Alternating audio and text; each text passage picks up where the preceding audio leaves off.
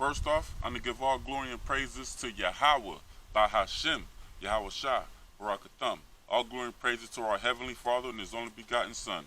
This is Al-Badiah / Obadiah, WFI Pittsburgh, bringing you another cold cut.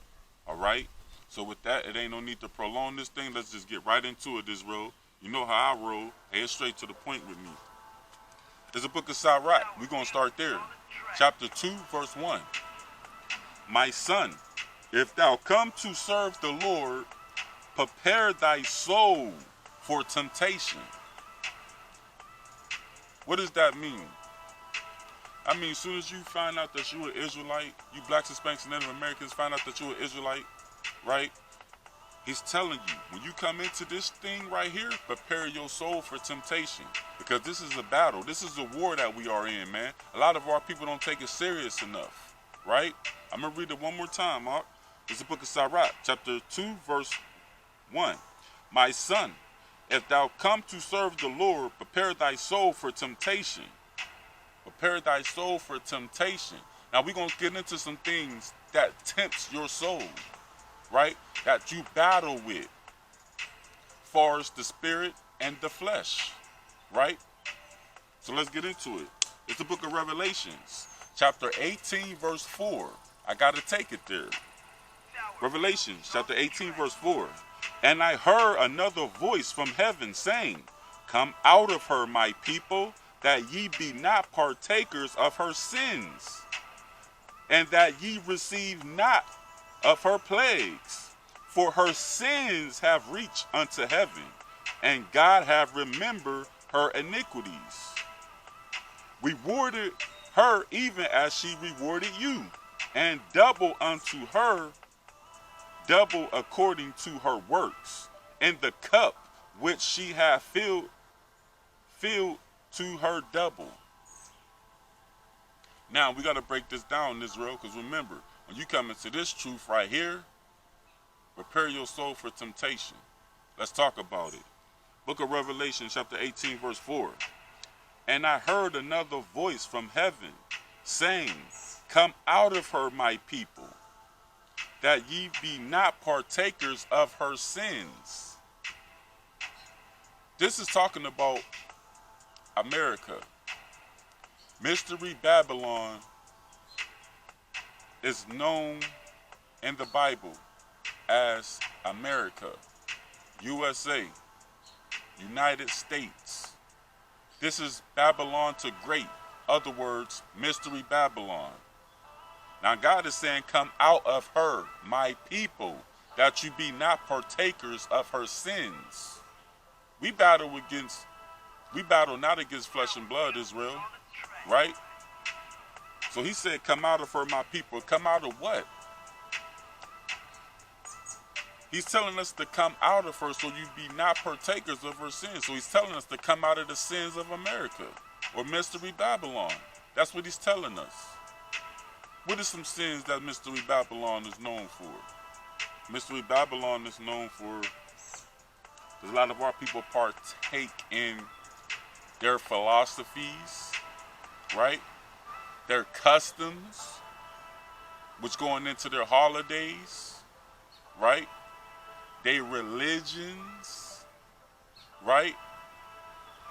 Serving all these different idols and doing idol worship when there's only one true God who created heaven and earth. And he's the God of you Israelites, you blacks, Hispanics, and Native Americans, right?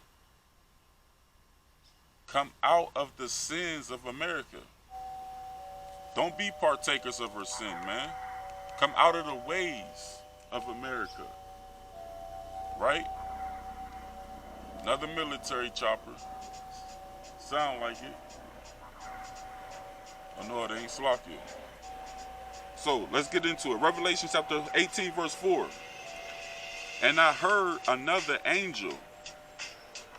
So I heard another voice from heaven saying, come out of her, my people, that ye be not partakers of her sins, that ye receive not of her plagues.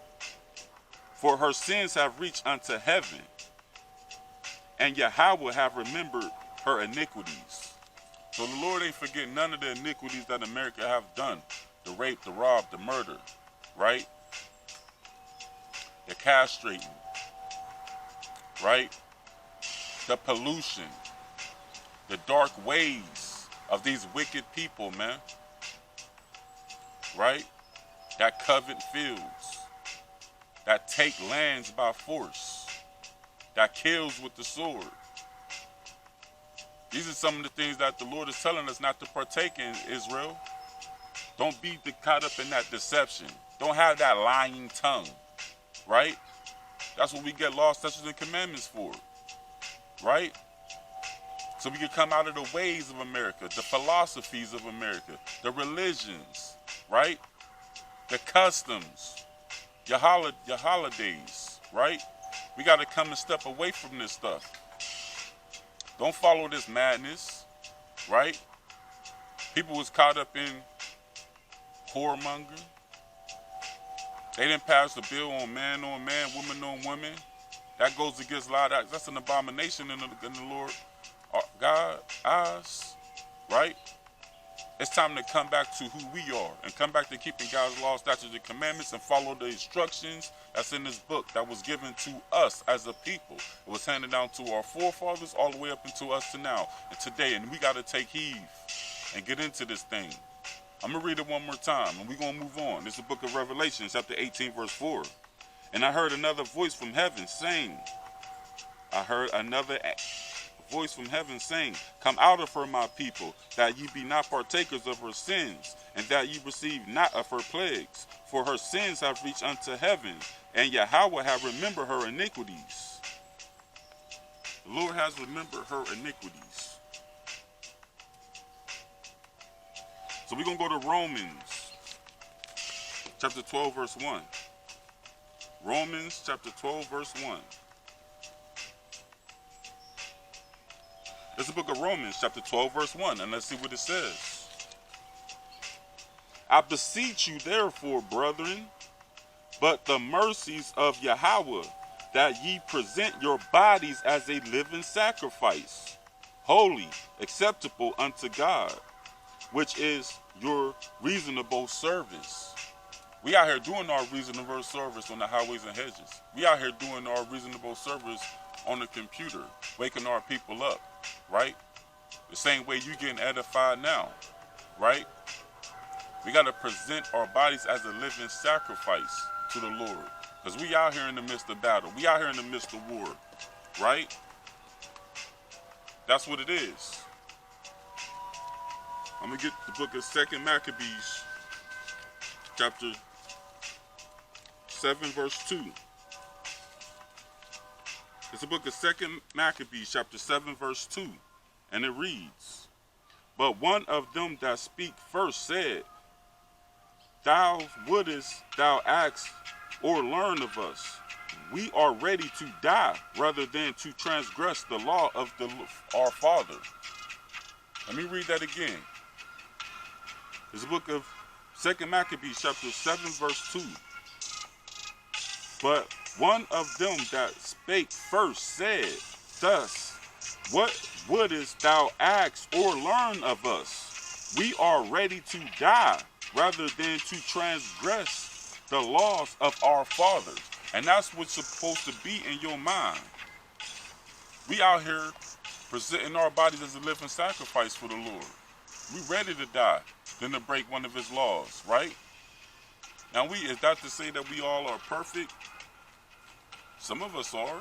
Some may be perfect for just an hour. Some may be perfect for 2 hours, 2 days, 3 months, 6 months. But you guaranteed to fall. You guaranteed to fall again. But when you fall, you get back up and you strive to be perfect again. We're going to go to Matthew chapter 5, verse 48. It's the book of Matthew, chapter 5, verse 48.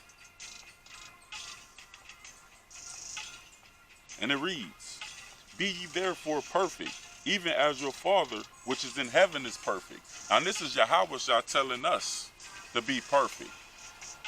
He wouldn't tell us to be perfect if we cannot be perfect. Our job is to strive to be perfect, right? That's our job, is to strive to be perfect. Yeah, you're going to fall. Most of us is perfect when you on that sincere fast, right? If you fast for 2 days, 3 days, maybe 1 day, right? You're perfect. What laws is you breaking? If you are on a sincere fast, you best believe you're perfect. So don't let nobody say, oh, you can't be perfect. Hey, look, man, you lean towards the Most High and all things is possible, man. Right? What was I going with it? Be ye therefore, what makes us perfect? Psalms 19:7. Let's get the book of Psalms chapter 19, verse 7. It's the book of Psalms chapter 19, verse 7. The law of the Lord is perfect.